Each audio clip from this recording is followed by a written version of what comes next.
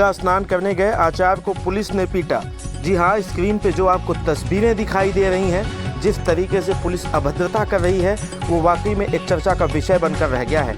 मामला सिर्फ इतना था कि आचार्य गंगा स्नान करने गए थे, जहां पर पूजा सामग्री को पुलिस वालों ने फेंक दिया, जिसका विरोध करने पर आचार्य को बुरी तरीके से पीटा गया है। तस्वीरें सामने देखी जा रही हैं और सामने देख सकते हैं किस तरीके से धक्का मुक्की करके चौकी पे ले जा करके पीटा गया है। और ये तस्वीरें आप जो बार बार स्क्रीन पे दिखाई दे रही हैं, ये वाकई में एक बहुत बड़ी बात बनकर सामने आई है। देखिए खास रिपोर्ट किस तरीके से आचार्य को पीटा गया है। ये महाकुंभ का जो खबरें सामने आई हैं, आप देखिए स्क्रीन पर किस तरीके से पीटा जा रहा है। देखिए खास रिपोर्ट।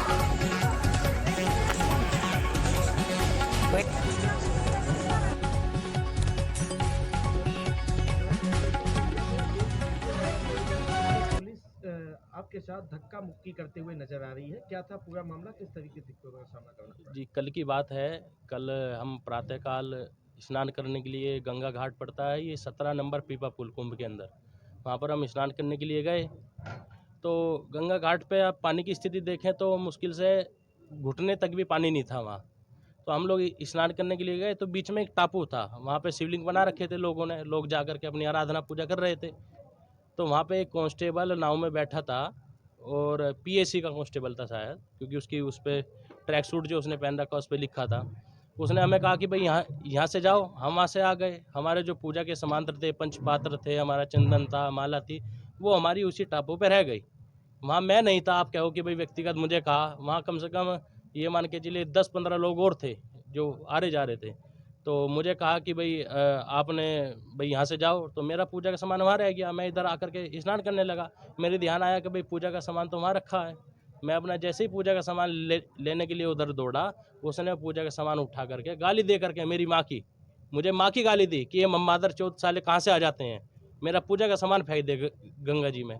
और फिर अपने मित्रों को बुलाया। अब वहाँ बहसबाजी हुई। कहा उसने कि भाई ऐसा है वैसा है। हमने बहसबाजी छोड़ करके भाई चलो प्यार में बात हो जाए। तो हमने कहा कि भाई चलो बात ख़त्म करो सारी चीज़। तो उसने अपने मित्रों को बुलाया फ़ोन करके, उसके मित्र बाहर आए। जैसे मैं गंगा जी में से बाहर निकला, मुझे पकड़ करके चौकी में लेकर के गए नंगा।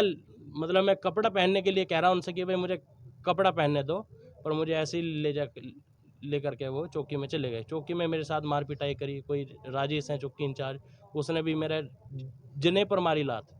यानी कि हम लोग कौन सा पूजा चौकी लगता है? चौकी लगता है ये 17 नंबर पीपा पुल जो है, उसी के पास में चौकी है गंगा घाट। हम लोग पूजा करने के लिए वहाँ जाते हैं, हम आराधना करने के लिए गए, गायत्री जपने के लिए गए, पर ऐसा हमारे साथ व्यवहार हुआ। बड़े शर्मिंदा हैं।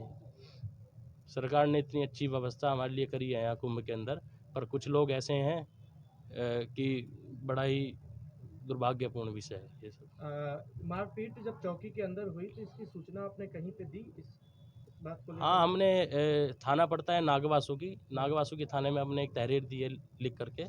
तो अभी पुलिस प्रशासन कह रहा है कि कार्रवाई कर रहे हैं, जांच चल रही है, पर अभी तक कोई ऐसा अभी हमें तक नहीं बताया गया, कोई जांच अभी तक नहीं हो पाई है। क्या अपील है, क्या अपील यही है कि जो लोग ऐसे हैं जो सनातन के विरोधी हैं, जो इस प्रकार से कोई ब्राह्मण या साधक पूजा करने के लिए गंगा घाट पे जाता है, मेरे साथ नहीं, ऐसे कई सारे विषय आप देखने को मिल रहे होंगे आपको।